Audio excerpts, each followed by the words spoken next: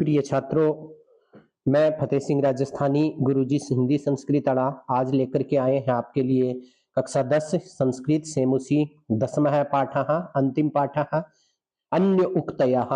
अन्य मतलब दूसरों के लिए कही गई, उक्तयः बातें, अच्छी बातें जो दूसरों को कही गई हैं, ज्ञान की बातें हम पढ़ेंगे। थोड़ा जल्दी पढ़ेंगे, समय हमारे पास कम है, केवल मात्र 2 महीने हैं और सिलेबस हमें पूरा करना है। प्रस्तुतः पाठः अन्योक्ति विषये वर्तते। ये पाठ अन्य उक्ति के विषय में बताया गया। अन्योक्ति नाम अप्रत्यक्ष रूपेण व्याजेन वा कस्यापि अन्योक्ति नाम अप्रत्यक्ष रूप से या किसी बहाने से कस्यापि दोषस्य निंदायाः कथनम, दोष या उसकी निंदा को कहना, गुणस्य प्रशंसा वा अथवा गुण की प्रशंसा करना। संकेत माध्यमेन व्यज्यमानाः, संकेत के माध्यम से व्यज्यमान, प्रशंसदा आदयः, प्रशंसा आदि, झटिति शीघ्र ही, चिरंच बुद्धौ अवतिष्ठन्ते, बुद्धिमान मनुष्यों के लिए अवतरित हुई है। अत्रापि सप्ता नाम अन्योक्ति नाम, यहाँ पर 7 अन्योक्तियां संग्रहो वर्तते, संग्रह है। या भी, जिसके द्वारा राजहंस, राजहंस हंस, कोकिल, कोयल, मेघ, बादल, मालाकार, माली, तड़ाग, तालाब, सरोवर, तालाब, चातक आदि नाम, पपीहा आदि के माध्यम से सत्कर्म प्रति, सत्कर्मों के प्रति गमनाय प्रेरणा प्राप्यते, गमन करने के लिए प्रेरणा बताई गई है। तो हम ये पढ़ेंगे पाठ, सुनिए। और ये श्लोक है और श्लोक को थोड़ा लय के साथ में पढ़ेंगे। हालांकि बहुत समय पूर्व मैंने पढ़ाया था, पुनः प्रयास कर रहा हूं। एकेन राजहंसेन या शोभा सरसो भवेत्, न सा बक सहस्रेण परितस्तीरवासिना। एकेन राजहंसेन, एक राजहंस के द्वारा, या शोभा सरसो भवेत, जो शोभा सुंदरता तालाब की होती है, न सा बक सहस्रेण, वो 1000 बगलों से नहीं होती, परितः तीरवासिना, उस तालाब के चारों ओर घूमने वाले 1000 बगलों से वो शोभा सुंदरता नहीं होती, जो एक ही राजहंस की, एक हंस के से सुंदरता जो तालाब की होती है, वो 1000 बगलों से नहीं, अर्थात एक ही सत मनुष्य एक ही काफी है। 1000 कुपुरुषों की बजाय, 1000 दुर्जनों दुष्टों की बजाय एक सत्पुरुष ही काफी है। एकेन राजहंसेन या शोभा सरसो भवेत, न सा बक सहस्रेण परितः तीरवासिना। एक ही राजहंस के द्वारा शोभा सरोवर की जो होती है, वह 1000 बगलों के, उस तालाब के चारों ओर घूमने वाले 1000 बगलों से नहीं होती है। भुक्ता मृणाल पटली भवता निपितानि, अंबुनि यत्र नलिनानि निसेवितानि, रे राजहंस वद तस्य सरोवरस्य, कृतेन केन भवितासि कृतोपकार। भुक्ता मृणाल पटली भवता निपितानि, अंबुनि यत्र नलिनानि निसेवितानि, रे राजहंस वद तस्य सरोवरस्य, कृतेन केन भवितासि कृतोपकारो।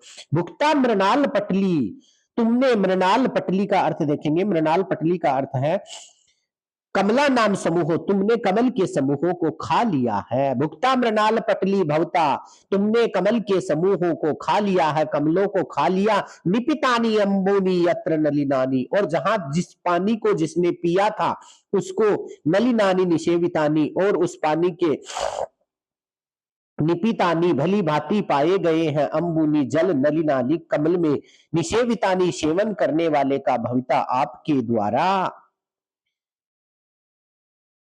रे राजहंस वद बोलो, तस्य सरोवरस्य कृतेन केन भवितासि कृत उपकार। हे राजहंस, तुमने कमल की नाल को खा लिया है, कमल के फूलों को खा लिया। मृणाल पटली, कमल के फूलों को, कमल की नाल को खा लिया है। नलिनानी निषेवितानी, जो नाल से उसको पानी मिलता था उसको तुमने खा लिया है। हे राजहंस बोलो, तुम सरोवर का उपकार किस तरह से करोगे। अर्थात बताया गया है कि जहां हम रहते हैं उसका भला अवश्य करना चाहिए। तो यही अल्प ही अपि करुणया भीम भानौ निदागे, मालाकार व्यरचि व्यरचि भवता या तरोस्य पुष्टि, साकिम सत्या जनिय तुम इह प्रावृषे न वाराम, धारासारानपि विकीर्ता विश्वतो वारिदेन। तो यही अपही, थोड़े से जल के द्वारा करुणया, करुणा करके, दया भावना दिखा करके, भीम भानव निधागे, भीम भानव का अर्थ देखेंगे हम। भीम भानव, भीष्म प्रचंड सूर्य होने पर जो निदाग था, गर्मी का समय था, उसमें माली ने क्या किया था, उस पौधे को पोषण दिया था जल दे करके। तो यही अल्पे थोड़े से जल के द्वारा भयंकर गर्मी में माली ने जो उस पौधे को जल दिया था, साकिम सक्या जनी तुम ई है, क्या वो तुम दे सकते हो, प्राग विश्व वाराम धारा सारथी विकीर्ता विश्वतो वारी देना, और बहुत अधिक धाराओं में वर्षा होकर के भी वो पोषण तुम नहीं दे सकते हो। बादल को कहा कि क्या तुम वो पोषण दे सकते हो? कौन सा पोषण? जो गर्मी में, भयंकर गर्मी में जो पोषण दिया था, क्या वर्षा कालिक के समय बादलों के द्वारा धाराओं का प्रवाह करके क्या वो पोषण दिया जा सकता है? अर्थात वो नहीं प्रदान किया जा सकता जो गर्मी में एक माली ने और उस पौधे को बचाया है, वो पोषण तुम बादल नहीं दे सकते। आप ही दे रे, आप ही दे रे, आपे दिरे अंबर पथम परितः पतंगा भृंगा मुसा रसा रसाल को मुकुलानी समाश्रयन्ते संकोचम अंचति सरस्त्वयि दीन दीनो मीनो नु हंत कतमाम गतिम अभ्युपेतु। आप ही दे रे अंबर पथे परितः, परितः चारों ओर, आप ही दे रे, आप ही देरे का अर्थ देखेंगे हम। आप ही देरे प्राप्त कर लिए हैं अंबर प्रथम आकाश मार्ग को, पतंगा पक्षियों ने, भृगा भोरे रसाल मुकुलानी आम की मंजरियों को, संकोचम संकुचित होने पर मीना मछली पुरंदरम इंद्र को। ये सब अर्थ देखेंगे। आश्वास्य त्रपत करके पर्वत कुलम पर्वतों के समय को। हाँ तो देखिए हम क्या देखते हैं, श्लोक में चलते हैं। आप ही दे रे अंबर प्रथम, आकाश के मार्ग को प्राप्त कर लिया है, परितः चारों ओर से पतंगों ने आकाश के मार्ग को घेर लिया है, भृंगाहा रसाल मुकुलानी समाश्रियंते, और भृंगाहा भंवरे आम के फूलों पर आश्रित पा रहे हैं, संकोचम अंचति सरत वही, हे तालाब तुम क्यों संकोच कर रहे हो, दीन दीनो तुम्हारे दीन होने पर, मीना नु हंत कतमाम गतिम तुम्हारे दीनहीन होने पर, तुम्हारे दीनहीन होने पर मछलियों की क्या गति होगी? तो कहा कि दीनहीनो, एक बार अर्थ देखते हैं। मीन है मछलियां, दीन दीनो तुम्हारे दीन होने पर, गरीब होने पर इन मछलियों का क्या हाल होगा? अर्थात क्या बताया है? आकाश में पतंगे घूमते रहते हैं, आमों पर भंवरे खेलते मुस्कुराते रहते हैं, भंवरे मंडाते हैं, मंडराते हैं। तो हे यदि सरह तुम संकोचम अंचति, यदि तुम हे तालाब यदि तुम सूख जाओगे तो दीन दीनो, तो फिर ये दीन दीनहा गरीब मछलियां किस गति को प्राप्त करेंगी? एक एव खगो मानी वने वसति चातक पिपासितो वा म्रियते याचते वा पुरंदरम। एक एव खगो मानी, एक ही आसमान में पक्षी है, एक एव एक ही खगो पक्षी मानी स्वाभिमानी है, वने वसती चातक है, पपीहा एक ऐसा स्वाभिमानी मनुष्य है जो आसमान में रहता है, पिपासितो वा म्रियते प्यासा ही मर जाएगा, याचते वा पुरंदरम अथवा वो इंद्र से ही याचना करता है। अर्थात पपीहा जो होता है चातक पक्षी, उसकी विशेषता होती है कि बारिश का ही पानी पीता है। तो कहा कि एक ही एक एको एव खगो मानी वने वसती चातक, एक ही पक्षी है जो आसमान में रहता है, या तो वो प्यासा मर जाएगा या फिर इंद्र से ही आसमान याचना करता है। श्लोक नंबर 6।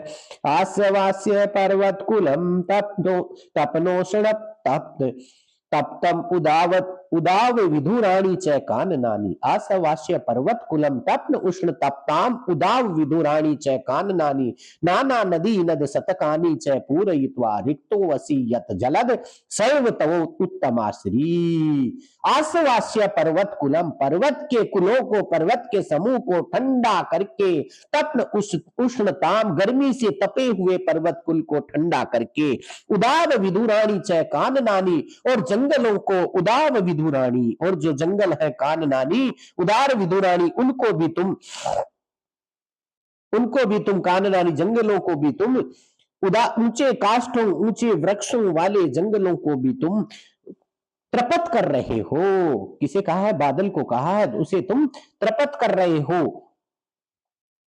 नाना नदी नद शतानी च पूर्वता, अनेक प्रकार के नदी और नद तालाबों को, शतानी सैकड़ों नदी नद तालाबों को भर करके, रिक्तो वसीयत जलद, हे बादल जो तुम खाली हुए हो, सा एव तव उत्तमा सुरी, उसी में तुम्हारी शोभा है। बादल को कहा है कि गर्मी से तपे हुए पर्वतों के समूह को तुम ठंडा करके, बड़े बड़े ऊंचे ऊंचे वृक्षों वाले जंगलों में तुम बरस करके, अनेक प्रकार की नदी नाले तालाब आदि को भर करके तुम जो खाली हुए हो, वही तुम्हारी उत्तमा श्री है।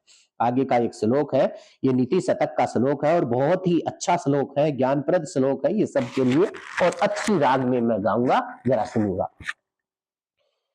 तेरे चातक सावधान मनसा मित्रं शरणं श्रूयताम्, अम्बोदभवो भवन्ति गगने सर्वैरपि नैतादृशा, केचिद्वृष्टिविराद्रयन्ति वसुधां गर्जन्ति केचिन्मृता, यं यं पश्यसि तस्य तस्य पुरतो मा ब्रूहि दीनं वच, मा ब्रूहि दीनं वच। हे चातक, हे चातक पपीहा, सावधान मन से मित्र मेरी बात को सुनो। हे पपीहा, सावधान मन से मेरी बात को सुनो। हे चातक पक्षी, सावधान मन से मेरी बात को सुनो। कवि कहता है, अम्बोदा बहुओ भवंती गगने, आसमान में बहुत से बादल हैं, सर्वैरपि नैता दृशा, सभी ऐसे नहीं है। केचिद वृष्टि विराद्रयंती वसुधाम, कुछ वर्षा से वसुधा को भिगोते हैं, भूमि को भिगोते हैं, गर्जंती के चिद्वृथा, और कुछ बेकार में ही गरजते हैं। आसमान में जो पपीहा पक्षी होता है वो बादल से ही रिक्वेस्ट करता है, पिछले श्लोक में हमने पढ़ा था, एक ही ऐसा स्वाभिमानी पक्षी है जो जंगल में रहता है। तो ऐसा है, हे पपीहा सावधान मन से क्षणम सूर्यता, मेरी बात को सुनिए। आकाश में बहुत से बादल हैं, सभी ऐसे नहीं है जैसा तुम सोच रहे हो। केचिद वृष्टि विराद्रयंती वसुधाम, कुछ वर्षा से जल, वर्षा के पानी से वसुधा को, पृथ्वी को भिगोते हैं। गर्जंती केचिद वृथा, और कुछ बेकार में ही गरजते हैं। यम यम पश्यसि तस्य तस्य पुरतः, जिस जिसको देखते हो उस उसके सामने, मां ब्रूहि दीनम वचः, दीन वचन तुम मत बोलो। ऐसा पपीहे को सावधान किया है। और कवि ने नीति शतक का, जो भर्तहरि थे, भर्तहरि ने नीति शतक लिखा था। नीति शतक मतलब 100 नीतिवाचक, नीति युक्त जो 100 श्लोक थे उनमें से एक मुख्य श्लोक है। और इस श्लोक का अर्थ मैंने बताया आपको कि सभी मनुष्य को हर किसी के सामने याचना नहीं करनी चाहिए। कोई तो ऐसा होगा जो आपकी बातें सुनेगा और कोई ऐसा होगा जो आपका मजाक उड़ाएगा। इसलिए मजाक उड़ाने वाले, ज्यादा बोलने वाले मनुष्य के सामने अपनी बातें मत रखिएगा। इसके साथ हमारा पाठ समाप्त होता है। आशा करता हूं आपको समझ में आया होगा। अब हम पढ़ेंगे व्याकरण, और शीघ्र ही मैं कल से व्याकरण शुरू करने जा रहा हूं। सुप्रभातम प्रिय छात्रों।